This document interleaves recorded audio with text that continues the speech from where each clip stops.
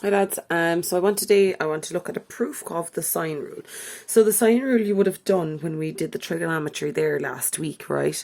And the sine rule is on page 16 of your tables, and it states that A over sine A is equal to B over sine B is equal to C over sine C, where the small a, b and c are the sides of your triangle, and the big a, b and c are your angles. Okay, remember when we're using it, we just use two of them and we fill in three things and we're missing one then. Okay, but we want to prove this, and you'll have to learn this off, be able to write it out in full as it can be asked on your leaving cert. Okay, so there's two different cases we're going to look at today, the acute and the obtuse, and we must able to be able to prove most of them, or two of them, sorry.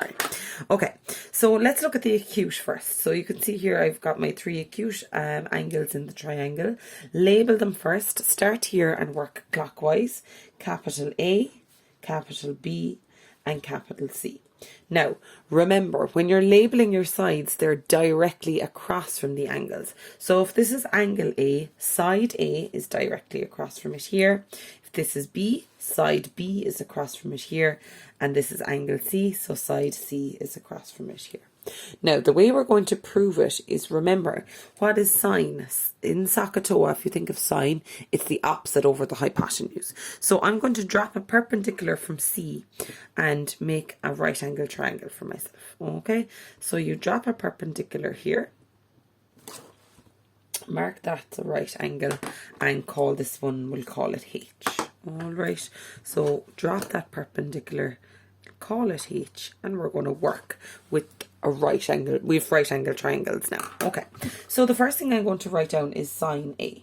So the sine of A is what? It's the opposite, which is this one, H, over the hypotenuse. Where is the longest side? Directly across from the right angle. So that's B. Cross multiply. So I have B sine A is equal to H. Okay, so that's the first thing. Now I'm going to work with this triangle again, and I'm going to write the sine of B. So the sine of B is what? The opposite. What is opposite that? Well, it's H over the hypotenuse. The hypotenuse is the longest side across from the right angle, which is A. Cross multiply.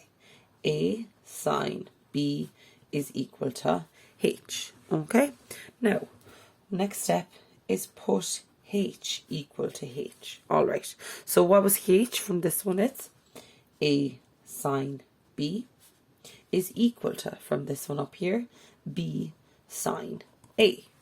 At that stage then, you can divide both sides by sine A sine B divided by sine A sine B. Okay, you can divide both sides by anything you long as anything you want, as long as you do the same on both sides. Now, they'll divide into each other to give me 1. They'll divide into each other to give me 1. So what am I left with? A over sine A is equal to B over sine B. Okay, so we've just proved it for A sine A is equal to B sine B. Is equal to B over sine B. Now, to save us doing it all out again, to show that B is equal to B over sine B is equal to C over sine C, we can just write a sentence here for ourselves, but you must put this in.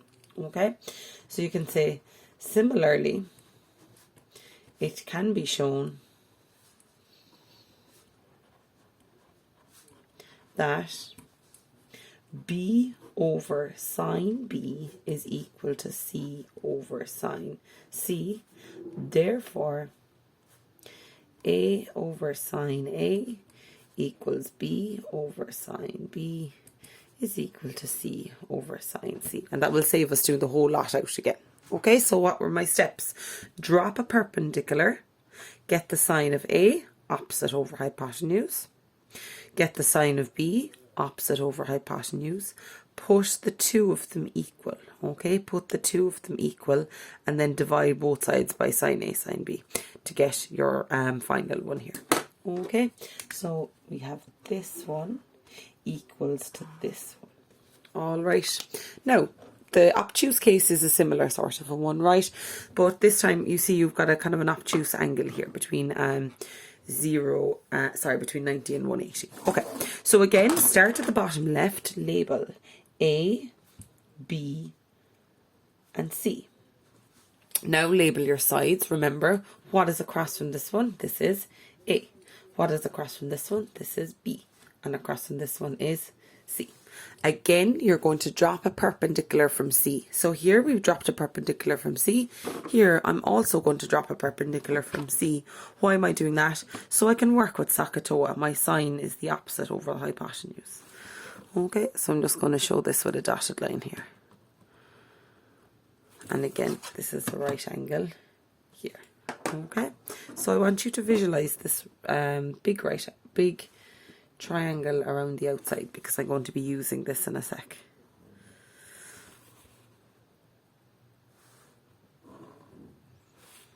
Okay, so if you can see it there, we have a kind of the blue triangle around the outside. Alright, now let's have a look. Let's again call this one H, the one that we just dropped in. So drop a perpendicular from C and call it H. Now again, off we go. Very, very similar to this one. So the sine of A is equal to opposite.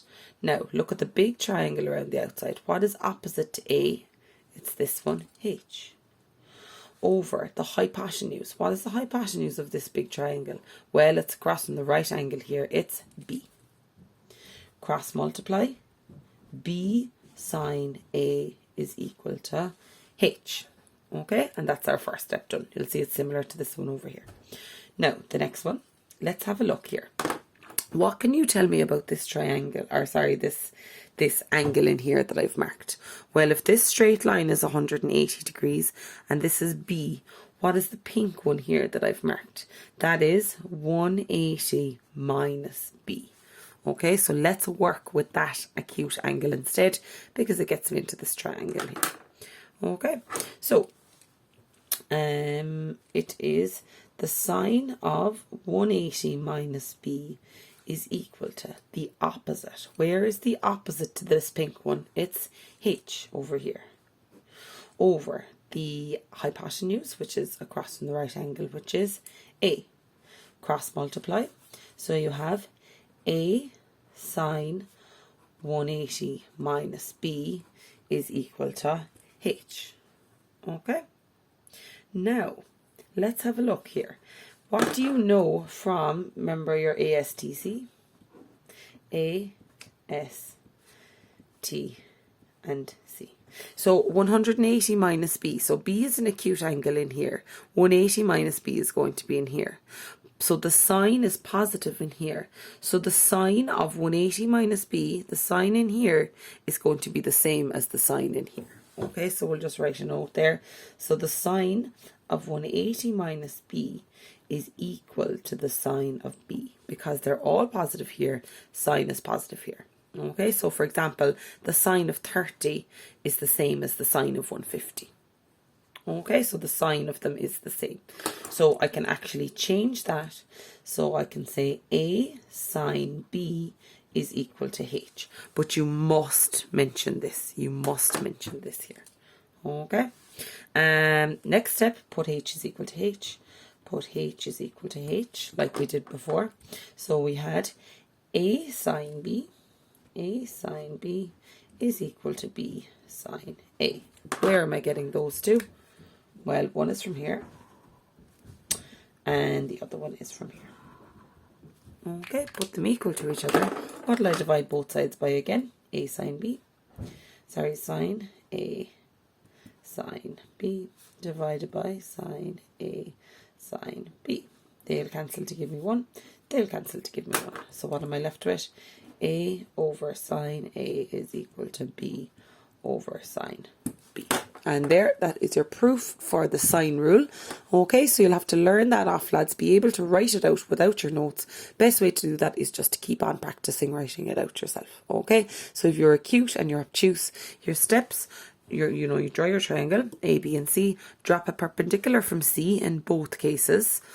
And express the sine of A and the sine of B in 2 different ways.